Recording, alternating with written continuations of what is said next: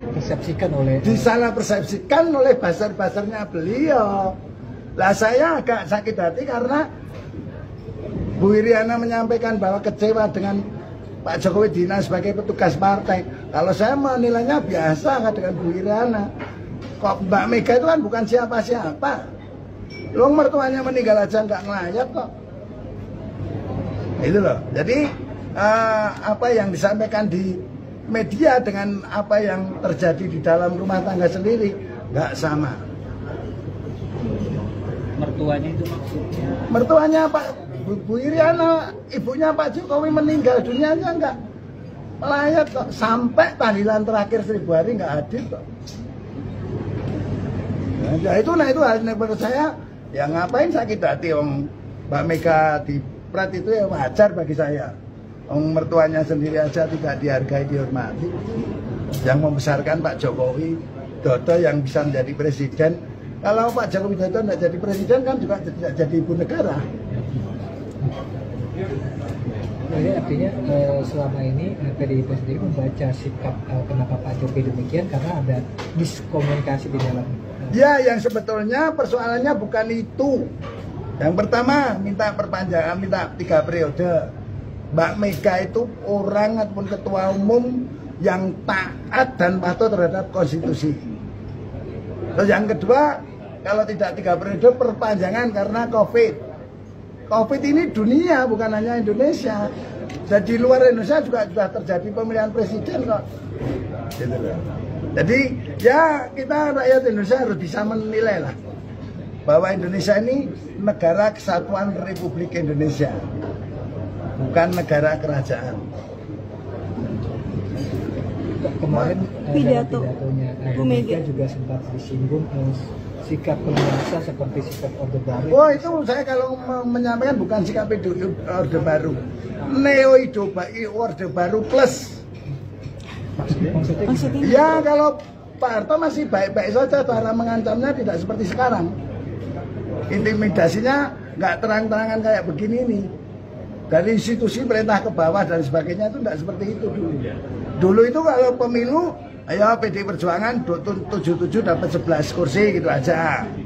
82 dinaikkan, dapat 24 kursi. 87 karena Mbak Mega ikut dapat 52 kursi. Atau 54 kursi lupa saya. Karena Ibu Mega ikut karena orang-orang PNI bergabung semua di situ dan teman-teman semuanya masih sayang terhadap keturunan atau keluarga Bung Karno.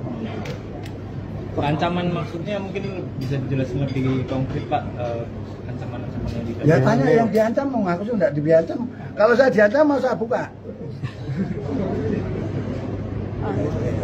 Pak Ade kan tadi ngomong Neo Orde Baru ya Pak Ade? Neo Orde Baru plus. Ya, itu gimana Pak Ade? Ya semua kekuasaan yang dimiliki sekarang ini dipergunakan dengan segala cara yang tidak beretika.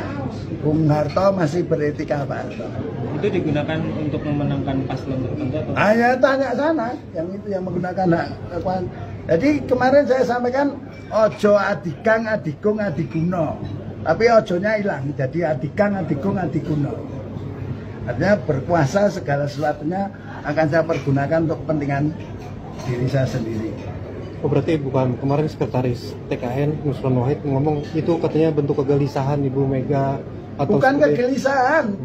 Bu Mega itu kan pengalaman mulai kecil sampai dengan hari ini belum sejahtera lahir batin loh. Saya ini sebagai kader PDI Perjuangan, PDI sampai PDI Perjuangan hanya kepingin menyejahterakan batinnya ibu aja belum kesampaian. Apanya Pak De? Belum bahagianya maksudnya gimana? Ya belum bahagia atau jelas 2014 punya kesempatan dia maju sendiri, entah kalah atau menang kan punya hak. Berikan ke Pak Joko Widodo. 2019 sama, berikan kepada Pak Joko Widodo. Perolehannya pun juga hanya 57%. Tidak bisa melebihi karena sudah bekerja 5 tahun. Dan sebenarnya rakyat dalam proses menilai itu sama saja sudah tahu persis. Apalagi sekarang sudah mau menamakan dinasti atau dan sebagainya. Yang paling utama yang saya catat, setelah saya nanti Pak Prabowo itu loh sebetulnya yang tidak benar. Karena kita itu negara kesatuan Republik Indonesia dengan proses yang namanya pemilihan umum.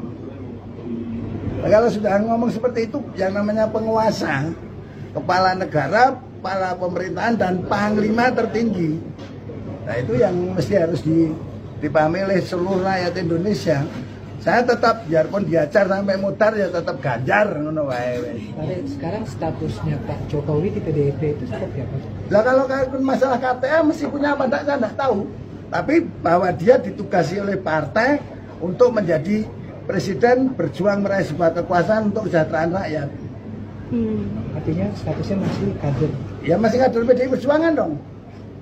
Oh dia pernah jadi pengurus DPD, hanya catatan di SK pun juga tidak masalah bagi saya. Tapi mereka masih PDI Perjuangan. Komunikasinya gimana, Pak? Saya udah tidak pernah komunikasi. Saya orang rakyat pinggir kali kok.